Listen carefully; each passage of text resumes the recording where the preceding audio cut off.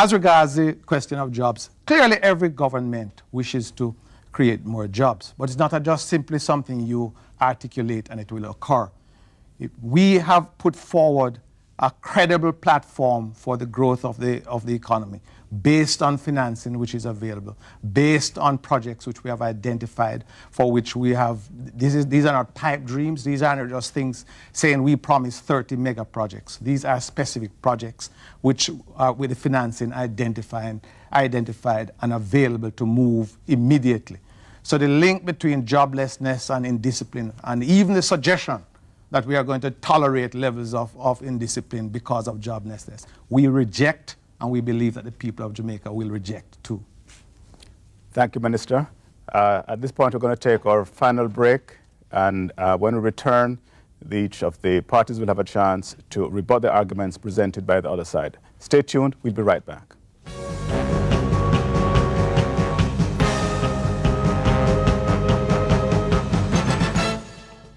Come on, father, mother, sister, brother, uncle, aunt, and friend, and we can build our dreams together. We will make it in the end with Scotiabank. Yes, come on, father, mother, sister, brother, uncle, aunt, and friend. We've got Jamaica's future on our minds, Jamaican dreams in our hands.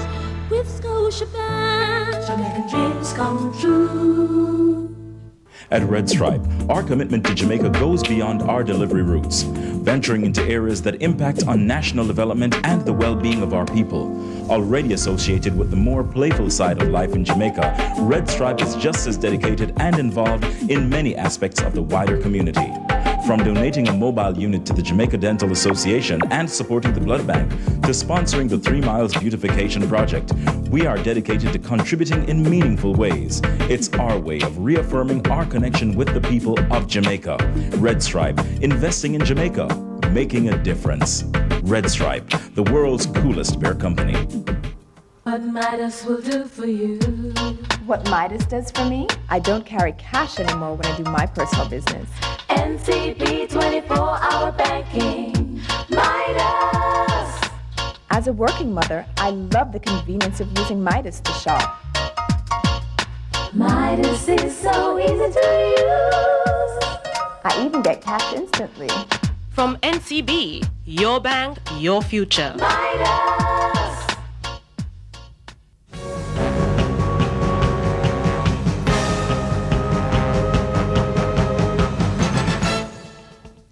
Welcome back to the 2002 Jamaican National Debates. It's now time for the teams to present their rebuttals. We'll begin with the JLP. Once again, I want to start where I started at the very beginning, jobs. Even the issue of indiscipline that the minister spoke of a while ago, that issue of indiscipline. Indiscipline is a social consequence of joblessness. And we have to understand that. Corruption even is one of the consequences of a society that is jobless and where poverty abounds. Part of the problem that I have with this particular Minister of Finance is that under his watch, he has allowed corruption to become virtually a runaway train that has caused billions of taxpayers' dollars to literally go down the drain while our people are out there in the country. I speak of young Kelisha Smith, who came to me a few weeks ago. She was literally dying. She had come too late because she did not have the money for emergency heart surgery. And when we finally got that money together for her, and she went under the knife, she died because the doctors said it was too late. Monies that are being wasted in this country through whatever category, NHDC, NetServe, Tourist Board scandal, you name it, it is an outrage. And the Minister of Finance has a particular constitutional duty to protect the revenue. And this minister has not fulfilled that constitutional duty. Let me say finally that we have created jobs before in significant ways. We have put it in our manifesto. We are going to do a tax burden study. This country is overtaxed. The property taxes which have been imposed, despite the minister promising us no new taxes. They have put it on hold simply to bring it back at another time. We have said withdraw the property tax proposals, and we are going to come with something that's reasonable and equitable. We also believe that what is needed in Jamaica now are large-scale investment projects, exciting investment projects that use the beauty of Jamaica, that use the productive capacity of the Jamaican people, create significant investments in tourism, 10,000 new rooms, convention facilities, attractions, rebuild agriculture. Small farming must be revived again so that wealth can be created in rural Jamaica once again. We need to put Jamaicans back to work across the productive sectors. Take the information technology sector. We need to get credible investors and not fly-by-night investors. Even the present sale of NetServe that the Minister of Commerce has announced, it's a false start, it's a false alarm, and he's misleading the country because the foreign investors have not even put in a red cent yet. And the majority of the investment will in fact be made by the National Investment Bank of Jamaica. Does the minister know this? This government does not understand job creation, and that is why they need to step aside so we can get Jamaica back to work again. The People's National Party. It's a great pity that we have taken this adversarial position in respect of an issue which must concern all of us, especially as we are members of a developing country struggling to ensure that we can stake out our place in the world. One of the strengths of this administration has been, as my colleague has said, its commitment and its actual performance in terms of stemming corruption, exposing wrongdoing and dealing with it. We have introduced the Contracts Commission to ensure that not only are contracts fairly awarded in a dispassionate manner, but that the track record is kept of performance. We have strengthened the power of the Contractor General. We have made the Auditor General, well, the Auditor General is a corporation sole, actually. And we have opened up Parliament so that everyone has access to the report of the Auditor General. I'm going to read from a report of the Auditor General in 1988-89. When questioned about contracts awarded without accountability, without evidence of work being done, a number of the public officers concerned expressed the view that the level of local political involvement in the contract award process was making their work increasingly difficult. Some advised that they were fearful in carrying out their duties as they knew they should. The problem is not new, but has escalated in recent years as the Ministry of Construction Works had been called upon to spend larger than usual amounts at a time when its supervising and implementing capabilities had declined because of staffing difficulties. And so it goes on. Corruption is something that we have set our face against and sought to stamp out. And we cannot accept that that represents the presentation of the opposition spokesman, that represents a fair assessment of the performance of this government. Claim is made again about the jobs. At the present time, the level of external investment in Jamaica is unprecedented compared with the closing years of the Jamaica Labour Party administration, at a time when they claimed, inaccurately, that they were growing the economy at an average of 5%, factually incorrect. And one of the things that I would have wished, Mr. Moderator, colleagues, ladies and gentlemen, in this debate, that we located our comments in a context of reality. What are the facts?